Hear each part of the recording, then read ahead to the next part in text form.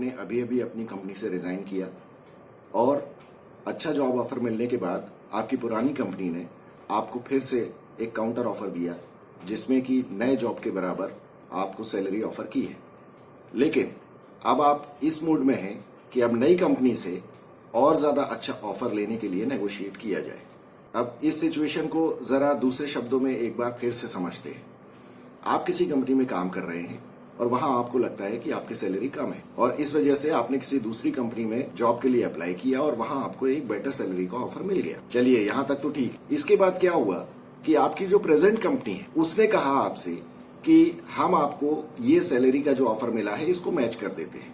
तो एक तरह से काउंटर ऑफर करके उन्होंने नई सैलरी आपकी मैच कर। अब आप क्या सोच रहे हैं कि अब मैं पुरानी नई कंपनी जो है जिसने मुझे जॉब ऑफर दिया है, अब मैं वहां जाके उनसे बोलता हूं कि अगर आप मेरा जॉब ऑफर और इंक्रीज करते हैं, मतलब सैलरी और इंक्रीज करते हैं, तो मैं इंटरेस्टेड होऊंगा आपकी कंपनी ज्वाइन करने। तो क्या आप भी ऐसा सोच रहे हैं? क्या आपको ऐसा करना चाहिए और इसके लॉन्ग टर्म रिपरकशंस क्या होंगे, ये जरा हम आज डिस्कस करें। देखिए, एक बार मान लीजिए कि नई कंपनी जिसने आपको जॉब ऑफर दिया है वो फिर से अपनी सैलरी को इंक्रीज करके आपको ऑफर दे देती। उसके बाद आप क्या फिर से पुरानी कंपनी के पास जाएंगे और उनसे कहेंगे कि अब मेरी नई कंपनी जो है उसने मेरी सैलरी और इंक्रीज कर दी है, तो अब आप मेरी सैलरी और इंक्रीज करिए। फिर उसके बाद अगर मान लीजिए कि आपकी पुरानी कंपनी बहुत डेस्परेट है और वो फिर से आपकी सैलरी बढ़ा देती है, तो क्या आप फिर से नई कंपनी के पास जाके कहेंगे मेरी सैलरी और बढ़ाइए? देखिए, ये इस तरह से नहीं होता है और ना ही इस तरह से होना चाहिए, क्योंकि ये नेगोशिएशन का तरीका अनैतिक, क्योंकि इसकी कोई लिमिट ही नहीं है। आप कब तक ऐसे बैक एंड फोर्थ करते रहेंगे और उसके बाद क्या होगा, आप दोनों कंपनी से अपनी इमेज और रेपुटेशन दोनों खो बैठेंगे। देखिए, सबसे पहली टिप जो मेरी इस बारे में है वो ये है कि अगर आपने किसी कंपनी से रिजाइन कर दिया है तो आप फिर उस कंपनी में वापस कभी भी मत रुकिए, चाहे वो कितना ही काउंटर ऑफर दे दें आपको, चाहे कितनी ही सैलरी बढ़ा दे, क्योंकि आपको रिजाइन करने के पहले 100 बार सोचना चाहिए। एक कंपनी जिसमें आप कुछ टाइम से काम कर रहे हैं, आप उसके एटमॉस्फेयर, उसके कलीग्स और उसका काम करने का तरीका, सारी चीजों से आप परिचित होते हैं और नई कंपनी में जाके आपको अपने आप को एस्टेब्लिश करना पड़ता है, जो कि एक मुश्किल काम है। और नई कंपनी में पहले दिन से आपके ऊपर प्रेशर होता है परफॉर्म करने का। पुरानी कंपनी में आप कभी कभी मान लीजिए आपसे कुछ स्लिप भी हो जाता है तो मैनेजमेंट आपको जानता है, आपके बॉस आपको जानते हैं, तो वो थोड़ा बहुत कंसीडर कर सकते हैं। लेकिन पहली जो नई कंपनी है उसमें आपको पहले दिन से आपके ऊपर एक्सपेक्टेशंस का प्रेशर रहता है। आप अगर किसी कंपनी में रिजाइन करने के बाद उसमें वापस रुक जाते हैं तो सबसे बड़ा नुकसान आपको यह होता है कि जो मैनेजमेंट है वो कभी भी आपको उस निगाह से नहीं देखता जो अभी तक देखता आया है। इसको दूसरे शब्दों में कहते हैं कि आप अपनी रेपो जो है वो मैनेजमेंट के साथ वो लूज कर देते हैं, क्योंकि आपकी कंपनी को ये लगता है कि आप सिर्फ सैलरी के लिए काम कर रहे हैं और जब भी आपको ज्यादा सैलरी मिलेगी तो आप नौकरी छोड़ के जा सकते हैं।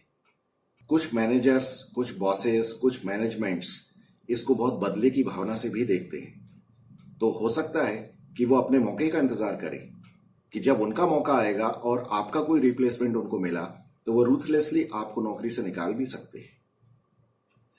नौकरी सिर्फ सैलरी के लिए नहीं की जाती है। सैलरी एक बहुत इंपॉर्टेंट पार्ट है, लेकिन अगर आप बहुत ज्यादा अंडरपेड हैं तो आप उसके लिए अपने मैनेजमेंट से बात कर सकते हैं। इंडस्ट्री स्टैंडर्ड में आपके लेवल पे जो लोग बाकी कंपनियों में काम कर रहे हैं या आपकी प्रेजेंट कंपनी में भी दूसरे डिपार्टमेंट्स में जो आपके लेवल के लोग और आपके एक्सपीरियंस के लोग काम कर रहे हैं, आप उनका एग्जाम्पल देके अपने बॉस से बात कर सकते हैं। प्रॉपरली आप अपने सिचुएशन को डिफेंड करिए, अपने अचीवमेंट्स और अपने काम करने के तरीके को जस्टिफाई करते हुए आप बेटर सैलरी की डिमांड कर सकते हैं और वो प्रोफेशनली करना चाहिए। तो प्रोफेशनली करने का तरीका यही है। लेकिन अगर आप ये करते हैं कि आप दूसरी कंपनी में जाके जॉब ऑफर लेते हैं और फिर अपनी प्रेजेंट कंपनी से नेगोशिएट करते हैं सैलरी, तो इसको दूसरे शब्दों में ब्लैकमेल कहा जाता है। और कोई भी आदमी या कोई भी कंपनी ब्लैकमेल होना पसंद नहीं करती है। आप एक चीज हमेशा ध्यान रखिए, आप एक एम्प्लॉय हैं और आप कभी भी किसी कंपनी या मैनेजमेंट से झगड़ा मोल नहीं ले सकते। वो लॉन्ग टर्म में आपके फायदे में कभी भी नहीं रहता है। इससे इंडस्ट्री में भी आपकी रेपुटेशन खराब होती है। एक चीज का ध्यान रखिए कि नेगोशिएशन सिर्फ सैलरी का ही नहीं होता है, और भी बहुत सारी चीजें होती हैं जैसा मैंने पहले कहा, कंपनी का एटमॉस्फेयर क्या है, आपको काम करने की कितनी फ्रीडम है, आपको कितना ट्रेवल करना पड़ता है, या आपको छुट्टी लेने में जब कभी आपको जरूरत हो तो कितनी परेशानी होती है या कितनी आसानी से मिल जाती है, आपके मेडिकल ट्रीटमेंट के लिए कंपनी के पास क्या पॉलिसीज हैं, फिर उसके बाद लीव ट्रैवल अलाउंसेस होते हैं। बहुत सारी चीजें होती हैं जो सैलरी के अलावा भी हमको कंसीडर करनी चाहिए। केवल सैलरी एक नौकरी छोड़ने या लेने का एक कंसिडरेशन नहीं होना चाहिए। ये बहुत बड़ी गलती है जो बहुत सारे प्रोफेशनल्स करते हैं। देखिए, काम करने की फ्रीडम और कंपनी का एटमॉस्फेयर ये बहुत बड़ी चीज है। इससे आपको जो हैप्पीनेस मिलती है वो अल्टीमेटली आपकी फैमिली का एटमॉस्फेयर भी इंप्रूव करती है। अगर आपकी कंपनी में एटमॉस्फेयर खराब है और आप वहां परेशान रहते हैं तो ऑब्वियसली आप घर पर जाकर भी चिड़चिड़े रहेंगे। तो कभी भी दूसरी नौकरी आप देखें तो उसमें उसको ज्वाइन करने से पहले आप 10 बार सोचें, क्योंकि देखिए, एक अंग्रेजी की एक कहावत है, a known devil is better than an unknown angel. तो आप अपनी प्रेजेंट कंपनी में सब कुछ जानते हैं, सबको पहचानते हैं, सारे काम करने के तरीके को जानते हैं, मैनेजमेंट का रवैया आपको मालूम है, जबकि नई कंपनी में आपको ये सब कुछ नहीं मालूम। हो सकता है कि बाहर से बहुत अच्छा दिख रहा हो, लेकिन अंदर जाने के बाद आपको पता चले कि ये वैसा नहीं है जैसा मैं सोच रहा था। तो ऐसे में आपको बहुत तकलीफ हो सकती है। और मुझे लगता है कि ये नेगोशिएट करने का जो तरीका है, रीनेगोशिएशन, ऑनगोइंग नेगोशिएशन, ये बिल्कुल भी नहीं करना चाहिए। अल्टीमेटली इससे आपकी रेपुटेशन को बहुत ज्यादा धक्का पहुंचता है, क्योंकि इंडस्ट्री बहुत छोटी होती है। आप जिस भी इंडस्ट्री में काम कर रहे हैं उसमें आपके कॉम्पिटिटर्स होते हैं और उसमें आपके बहुत सारे पहचान के लोग होते हैं, और इवन आपके सप्लायर्स और आपके कस्टमर्स, इनके थ्रू बात पूरी इंडस्ट्री में, सारी कंपनीज में पहुंच जाती है। तो एज अ प्रोफेशनल ये आपकी इमेज को बहुत ज्यादा नुकसान पहुंचा सकता है।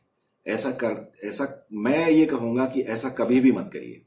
ये मेरा 30 साल का एक्सपीरियंस है जो कि मैं आपके साथ शेयर कर रहा हूं। ऐसे मैंने बहुत सारे एग्जाम्पल्स देखे हैं जो लोग इस तरह का काम करते हैं, और ये करने से उनको सिवाय नुकसान के और कुछ भी नहीं। इस सिचुएशन से रिलेटेड अगर आपके और कोई क्वेश्चंस हैं तो प्लीज मुझे कमेंट्स में पूछिए। I will be very happy to share my experience with you. अगर आपको ये वीडियो पसंद आया हो तो इसको अपने फ्रेंड्स के साथ शेयर करिए जो शायद इस सिचुएशन में हो या इस सिचुएशन में आने की पोजीशन में हो। Thank you so much.